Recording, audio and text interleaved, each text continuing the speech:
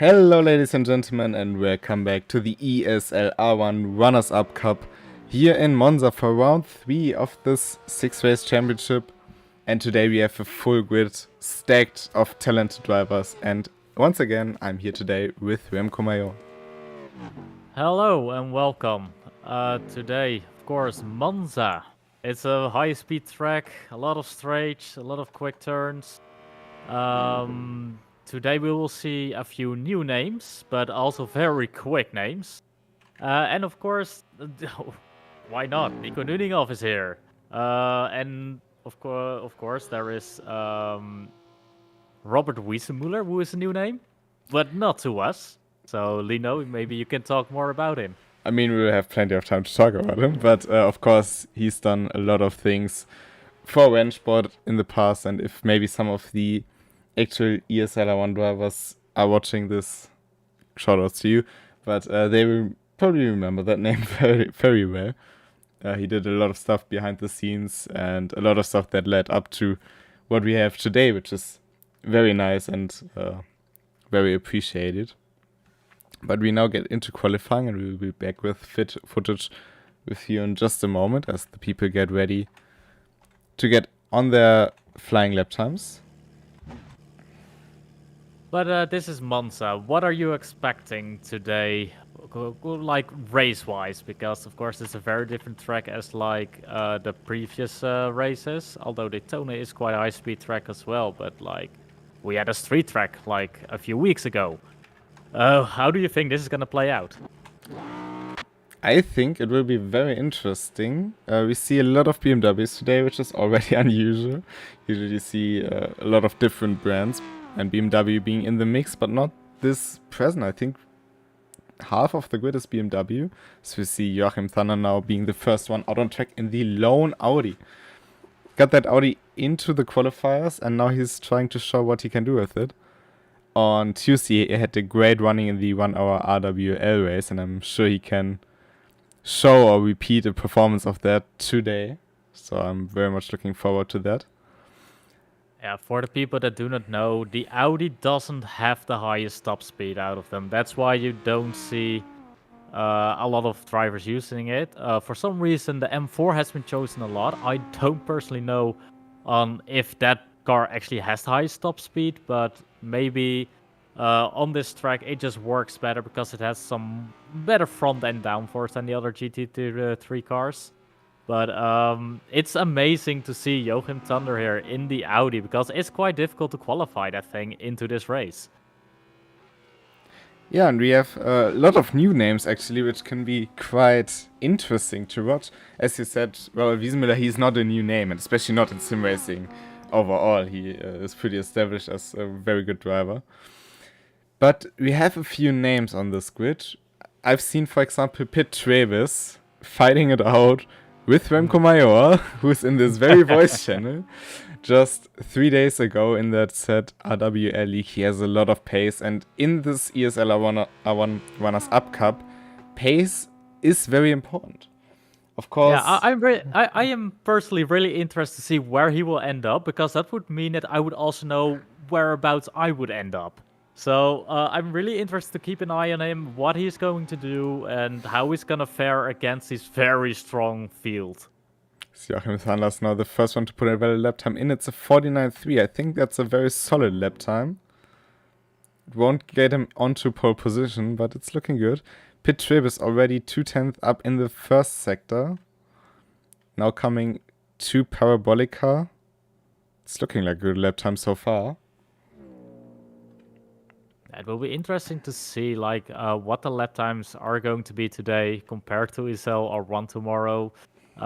We know Nico Nuninghoff is usually very close, and it looks like Pit Travis has pole position for now with a 148.8.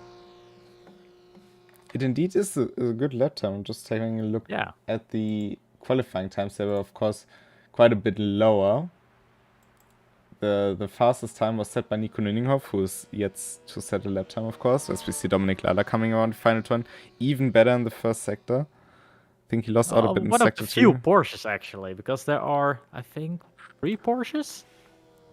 Oh, and he goes 4/10 quicker. That's a very strong time. That's a strong time. But I bet you they are going to end up in the 47s.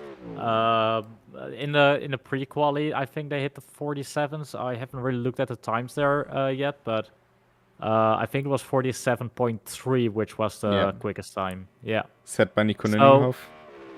So I expect Nico Nunninghoff to be there.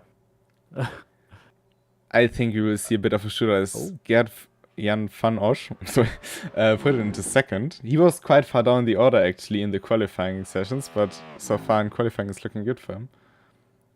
Exactly. Now, the one thing about this track is the qualifying isn't the most important. If you can stay with the draft, you're in the pack and you can fight each other really well. It's quite easy to overtake, way much easier than at Orchard Road.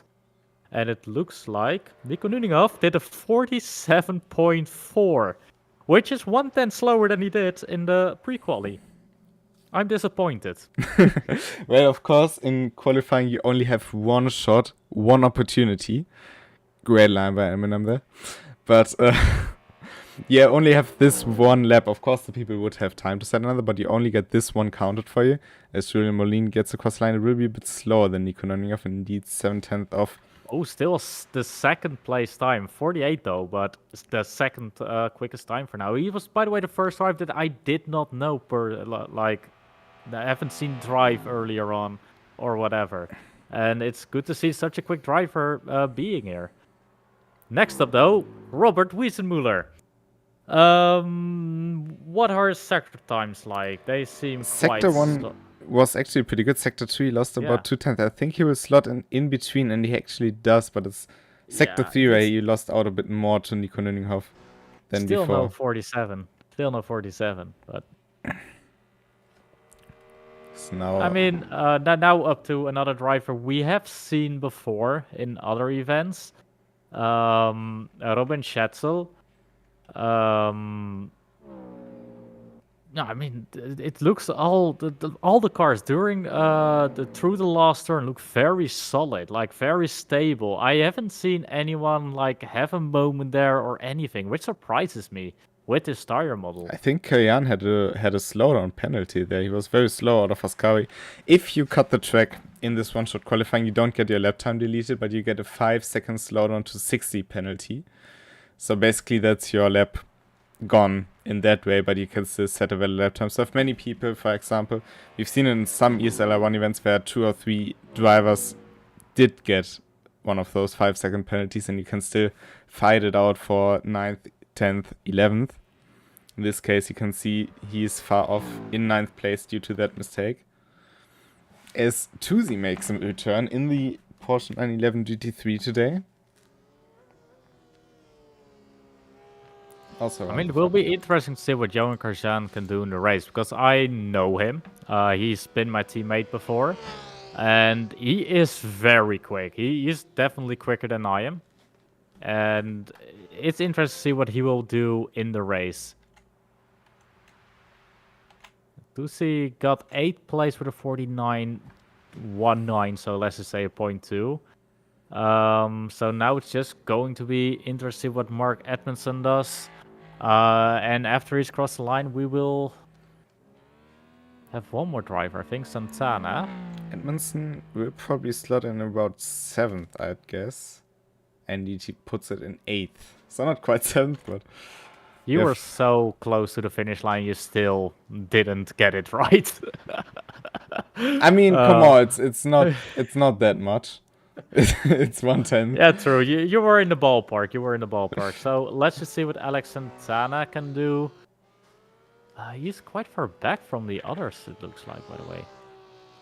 Why? Oh, yeah, no, I was looking at the wrong thing. He is going across the line right now, and it looks like... It's not a valid lap time, so... Yeah. In that case, it is a bit odd what he did. Maybe he reset to pits during the lap, which you shouldn't really do in that situation. I mean, how is it even possible to get an invalid lap time when you get a 5-second penalty? Who knows? But what we do know is that we will have 3 BMW in the top 3, led by Nico Nunninghoff. Just trying to find him here. as we get back to live screening. And we see them flying out, or not quite yet, but now we will see them fly out in formation as the BMW train begins moving. Robert Wiesenmüller's car's easily the most distinguishable, I'd say. I mean, yeah, I mean, well, at least we know where Joachim Thunder is, or which car, but right now they're just doing their practice laps, get into the flow of the race pace of these cars. They just did qualifying, of course. It's a different driving style, definitely with this tire model. Right now, you know, when you are on the limit with these cars, you're on the limit. So in qualifying, you can be on that limit, but in a race with, what is it, 12 laps from the top of my head, or 9? It should be 9. We have quite a long lap here. Oh yeah, so with 9 laps, you are going to make a mistake if you're going to be on the limit. You will overheat your tires and you will be in trouble then. I've felt this myself personally a few times now. And I can tell you, you will lose a lot of time once you get into that, to that point.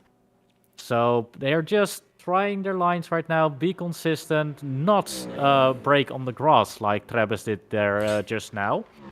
But yeah, it will be really interesting to see what they are going to do at the start. Of course, turn 1 Monza. The memes, you know them. I mean, they also became true in the real ESL R1. So yeah, indeed. In that case, we will see. But of course, I think Monza can be so interesting in this case because Nico Nüninghoff has been in a league of his own so far in this championship. Let's be real about that. But where he really got challenged was Daytona in the slipstream. Ottaviani behind him. And Ottaviani is not quite so different to Wiesenmüller, I'd say, actually, in terms of pace, in terms of skill. And we also had a few other guys up there who can, I think, put up a fight to Nico Nüninghoff to fight for the victory. As, for example, Moulin in P3, who was also just 6/10 off.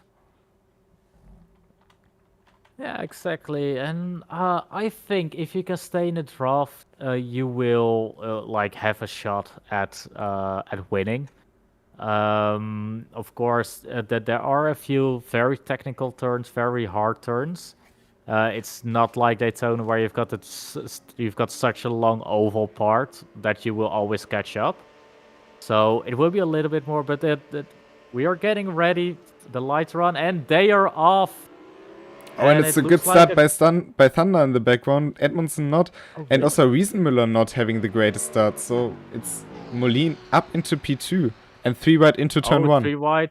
Ladler on the outside. He's gonna try an outbraking maneuver on the outside. He doesn't really get it that much. But it looks like it's all clean through turn 1. We have done it, guys. We have beaten sim racing. Well, that's pretty much the ultimate achievement. Nico Nüninghoff right now running away in the distance. Robert Wiesenmüller challenging to get back that P2 he lost alongside Moulin. Hard braking now into the chicane, and we have again 2 rides in behind. I mean, I think Robert knows that this it's quite easy to overtake. He's not gonna risk it into that second chicane, where if you get it wrong, the incidents will happen. In the back, by the way, they are side by side.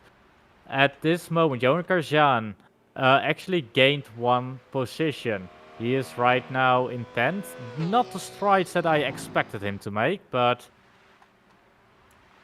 you know, it's still very close there in the back. That they are flashing the lights, of course, letting the people know that they are there, that they are going for a move. And looks like Joachim Thunder is side by side and thinks better of it, but that opens the door for Alex Santana to go around the outside and he loses another spot. So Joachim Thunder now into P10, Edmondson right behind. He lost quite a amount of places. So a lot of position changes so far in that opening lap. As Thunder is going to the outside for Parabolica now. Late move by Alex Santana. And ahead, it's on the straight. Robin Schatzel trying to overtake Pit Trebes. They were already alongside each other through the last turn onto the straight. It looks like Pit Trebus is ahead, but the draft, of course, is getting to play it. That's a very late move, should I say, but it's going clean. And around the outside, it's not going to happen. Pit Trebus lets his call roll towards the outside, and it looks like Robin Schetzel will lose a place to Gert-Jan van Os. Because during the exit, there was a bit of a tap, I have to say. But it looks like Van Os will keep it around the outside and will be on the inside for the first left-hander of the second chicane. And a little bit of contact again. But you can do that in RENNSPORT. You can have a little bit of contact and it's not the end of the world. The damage model is turned off for this event because ESL in real life also has it turned off. So you can be a bit more elbows out, should I say. And it's going all right. And it looks like in the back there's also still fighting going on. Johan Karjan is in 8th right now, still moving up forward, gained 3 positions from the start of the race. Well, while you commentated on that fight between Pit Trebus and Robin Schetzel in turn 1, your commentary was basically spot on for the move Robert Wiesenmüller did on Julian Moulin to get back into P2 because they were basically pretty much identical in the way they performed it. So, double duty there for Remco Major in the commentary booth. It's just my glass ball. I know. I just see everything coming from way in the future. And it looks like, if my ball is correct, that Robert Wiesenmüller is under attack from Julian Moulin. Onto the main straight right now, going towards turn 1. It looks like he's going to defend the inside. How strong is he draft? It looks like strong enough for him to get there. And Wiesenmüller did something there. He kept it on the inside. Why is he not being attacked? This was a perfect moment for Moulin to outbreak Wiesenmüller. But Wiesenmüller's experience, he knows how the brakes work in RENNSPORT and how it feels. Looks like Moulin didn't have the trust in the car yet to do that. I mean, that was interesting. Also, in another way, if you look at the differences, as we have BMW train forming from 6th to 8th, all close in behind each other. But if you look at the gaps, does it really make sense to fight for P2 right now? Because if they can build a gap to Ladler, who's holding very strong in 4th, does it make sense to fight back and fall back into his vision or in his visor? I mean, what Moulin is doing now, if he's doing what you were saying and is staying behind, is giving Robert Wiesenmüller a lot of trust in his driving, and he will, he doesn't have to like go off the racing line to defend, so he will get comfortable, and he will also show Wiesenmüller what his strengths and weaknesses are. Also works the other way around. He will learn what Wiesenmüller's strengths and weaknesses are, but I don't think that is a strategy for such a relatively short race. This isn't like a 24-hour race where you can just sit behind and put in laps. You have to make moves and you have to move forward. But what I do think, if Moulin overtakes Wiesenmüller, because they're quite close on pace, I don't think he will actually drive away. And that would mean that Robert Wiesenmüller could get on the attack. And right now we're looking at Robin Schetzel with Johan Karjan right behind him. Is he gonna make a move into turn 1? Looks like he's thinking about it. Johan Karjan moves towards the inside. He's not outbraking him, so he's sticking behind and the train stays the same. Oh, it looks like a mistake. It's a mistake from Gert-Jan van Os. And Johan Karjan is actually the one that profits from it. He puts it on the inside. What's going on here? Is he going to bump drive? No, that was perfectly timed. Right, he threaded the needle there. That was so close. That was beautifully done. And we'll be able to outbrake him for another position. No, he's gonna stick it in between to 7th place. 4 places gained from the start. Yeah, it was pretty much the mistake from Van Os there in turn 2, basically, that allowed Johan Kern to get past Robin Schetzel, who kind of dropped off in this race so far. I mean, there's still plenty of time to make up for it, but he basically just waited for the perfect moment, and that's, of course, if you have many cars around you, a good way to go, to just stay in behind, keep it safe, and wait for your opportunity to strike to immediately also build a gap. And talking about dropping off, Robert Wiesenmüller and Moulin. Moulin seems to have lost the connection with Robert Wiesenmüller. maybe he just didn't have the pace to overtake Wissemuller now that I think about it. And this is all happening more than 5 seconds behind Nico Nuninov, who's again doing a very good performance.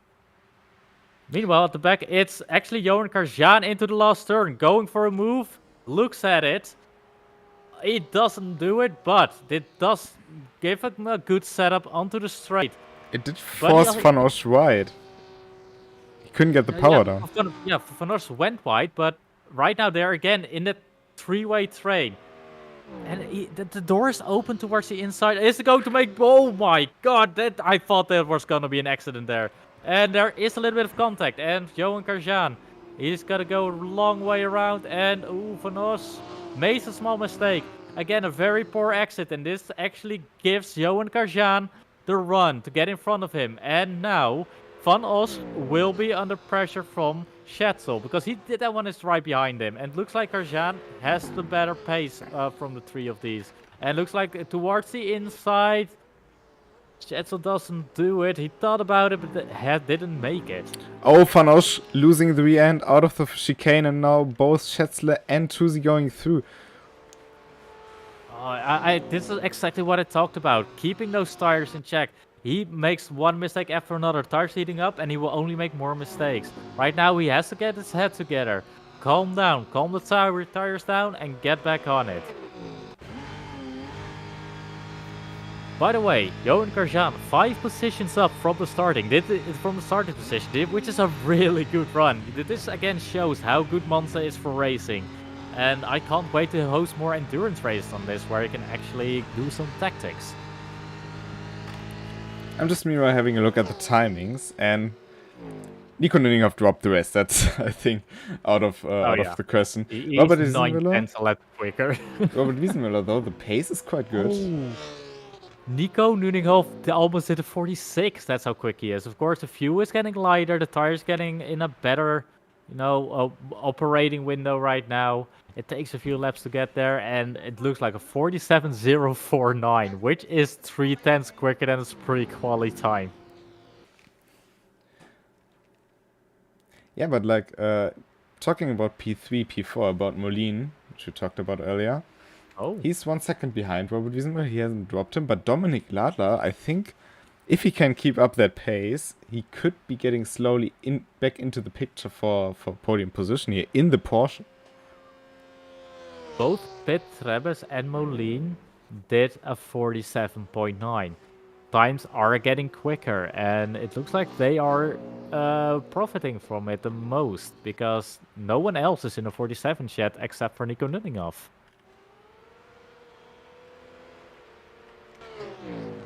Meanwhile, Tusi is under a lot of fire from Gedeon Van Osch. He really wants to get back his positions, but Flavio is trying to make that Porsche as wide as possible, not give Van Osch just an inch of track to get by, because that BMW is mean and big. If you have it in your view mirrors. But can Van Osch keep his mind calm and collected? And looks like he's going for a move into very risky Ascari, and he's staying behind. But he made a few mistakes. I've been in those positions as well. You know you've got a better pace than the guy ahead. You made a few mistakes, and that's why you're behind. You want to get back in front, but if you don't keep your cool, you will make mistakes. You will probably do something that you can't, and maybe even get into an accident. And that's not something you want, but it looks like he is calmed down enough that he doesn't do weird stuff, like outbraking him into Ascari and then pushing him off track, for example, which is a thing that happens. But it looks like on the straight he is going for me. He's in the draft, and it looks like the inside door is open. And will we be able to outbrake him? Yes, he is braking later. Very close to each other, but he is on the inside here, but on the outside of the second turn. And he gets pushed off onto the gravel. That is not very nice from Tusi. That is something which you maybe see in Formula 1, but not in sim racing esports, where you always have to leave some space for the car on the outside. He had enough overlap, and looks like he's under pressure. He defends late. It was like a reactive maneuver, and it looks like he's actually mad about getting pushed off, because he put his nose into place and actually gives him a bump. This is getting quite, elbows out. It's gonna be a little bit more NASCAR style. It's getting rough. And Look, talk about Santana. NASCAR style. That's a drift from Santana. How did he keep that? That's really hard to do. Oh, dearie me. This is good racing. Indeed, it really is. And Santana was for a short moment looking to get both of them, I think, when he came down the right-hander. And he thinks twice about it. And there he goes. Will he be able to get into the draft? Meanwhile, in the second place, Wiesenmuller has been caught by Moline. There's like 6 tenths. He is in the draft again. But it doesn't look like he is going to put him under pressure for the turn 1 yet. But behind it is Van Os trying into the last turn. He is going to do it. And he returns. He doesn't even return. Oh, they both spin! They both spin! How does this happen? They touched each other. And both just spun. Oh, this is so sad to see. Van Os. But it didn't look like they touched each other, did they? They did. Like, They did. yeah, They definitely previously did in the touch corner, each but other. not in the moment of spinning. No, they touch each other. That unsettled the cars, but they are on the limit. And once you go over the limit, it's hard to catch it. That's why I was surprised Santana caught his car. And he did it very well, but both of them just got like too much flip angle because of the touching. And at some point, there's a point of no return, and they spun. I also do Meanwhile- think they've overstressed the tires a bit. We've seen, Yeah, definitely. when we ran on boards with, for example, Santana before, we've seen them both going sideways to Ascari, trying to push the car as much as possible. And maybe they have just overestimated the grips in Parabolica, because even though it's a high-speed turn, it's easy to lose traction there, because you have a lot of side load, basically, on the car. To be fair, it was 2 laps remaining. With 2 laps remaining, you're not gonna hold back. You're gonna push everything out of these tires, and once you go over it, you see what happens. And this also shows the skill of all these drivers here, which do not spin, even though they are battling. Doesn't mean that he is a bad driver, by the way. But Van Os, by the way, is dead last. I think he spun again. But it's just being under pressure. It's so. I had a hiccup. It's so hard to keep these cars under control when you are on the limit, and maybe a little bit too low of a traction control from both of them, because you get quicker, but it's also a very dangerous thing to keep them too low. Quick thing, don't you want to mention Nico Nüninghoff's last and best lap times? Oh yes. That was something I wanted to do before, because people are doing 47.6s. The times are dropping so hard, but Nico Nüninghoff hit a 46.8. That is insanely quick, but it looks like relatively to the other guys, he is not pushing as much, because other guys gain so much more time. Definitely because they are drafting as well, and Nico Nüninghoff, of course, isn't doing that. So I think that can also explain a bit of this difference in lap time. By the way, we're on the last lap. Indeed, we're on the last lap. It went by so quickly. And, Yeah. well, the action isn't over even yet, because no matter who does a mistake, other people will profit of it. Robert Wiesenmüller has built up a bit of a gap in P2, about 1.1 seconds to Moline. I think Dominic Lald is in a fairly safe P4. Pit 12 is behind.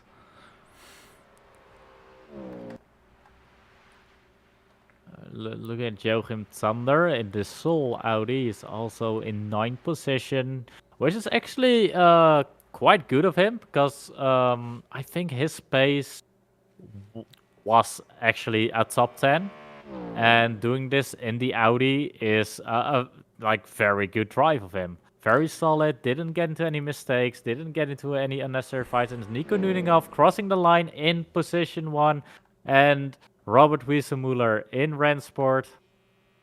I mean, it's great. So the podium is Robert Wiesenmüller and Moline right behind them.